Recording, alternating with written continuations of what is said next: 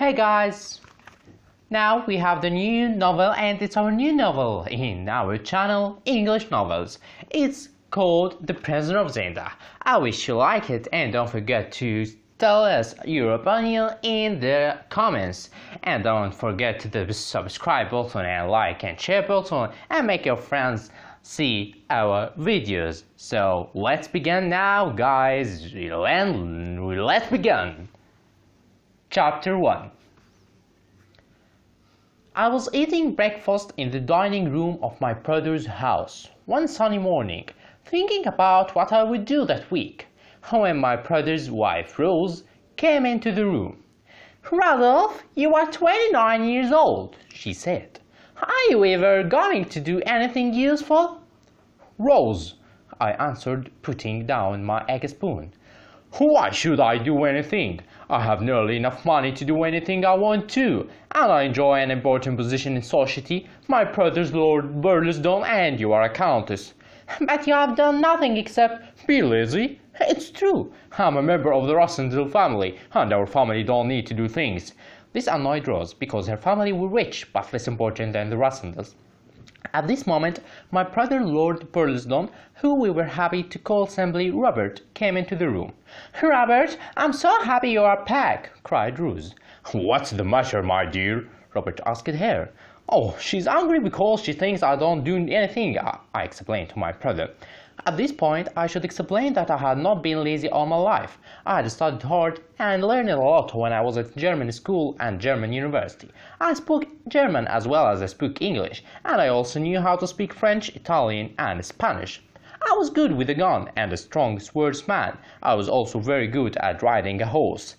"Oh, it's not just your red hair that makes you different from your brother," said Rose. "He also realizes his position in society has responsibilities. You only see opportunities in yours."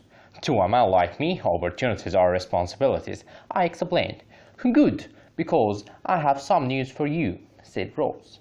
"Sir Jacob Portledale tells me he will offer you a real opportunity. He's going to be an ambassador in 6 months' time, and he says he has been happy for you to work for him. I hope you will take this job, Rudolph."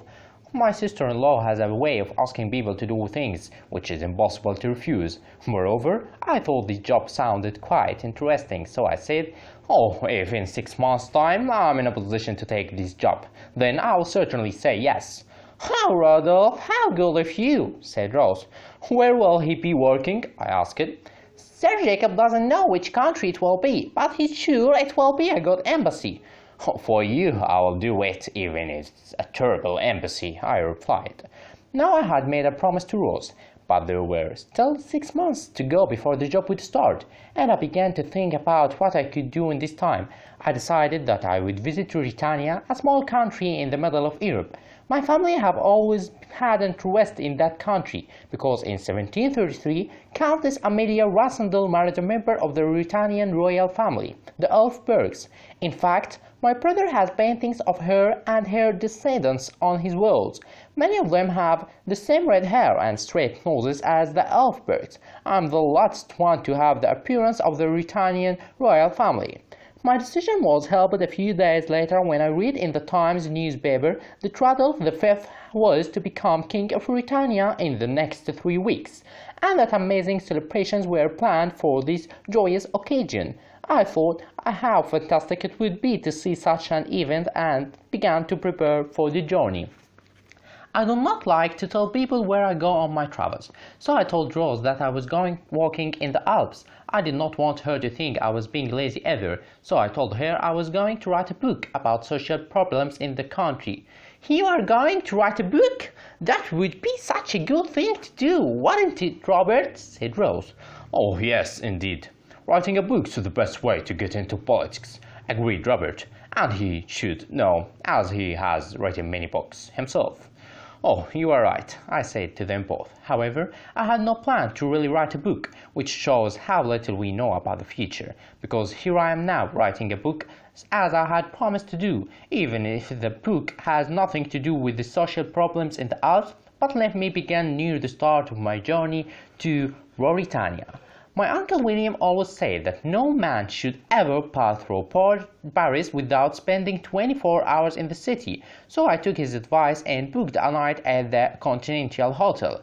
As soon as I had checked in, I called on some old friends that I knew in the French capital, George, who worked at the embassy, and Bertram, who was now a famous journalist in the city. That evening we all ate in a restaurant and they told me all about the latest exciting events in Paris.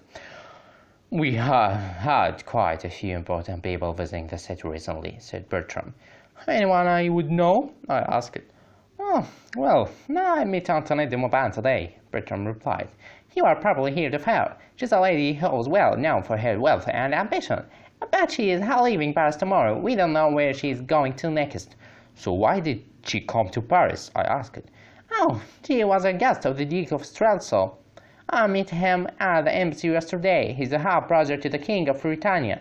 People say he was his father's favorite son. He's gone back for the coronation, although I don't think he will enjoy it very much, because he probably wishes he were the king. I don't think he likes being only a duke.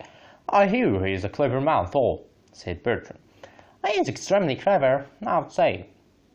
The next day George came with me to the station and I bought a ticket to my next stop, Dresden. I did not tell him that I was going to Britannia. If I had, the news would have been gone immediately to Bertram, and then it would have been in all the newspapers within days. Just as I was about to get on the train, George suddenly smiled and walked away to talk to a beautiful, tall, and fashionable dressed woman of about 30 who was standing at the ticket office with two younger women. I thought these must be her servants. Now we have finished, and I wish you like it very much. So, if you like it, just say us in the comments, and guys, don't forget the subscribe and share button and make your friends listen to our novel. And we are going to continue reading novels and a lot of English novels that will be very exciting. So we begin with The Prisoner of Zenda and we will continue tomorrow, so just continue with us and don't forget the subscribe button, guys, and we are going to make a fantastic and spectacular novels, and see you tomorrow.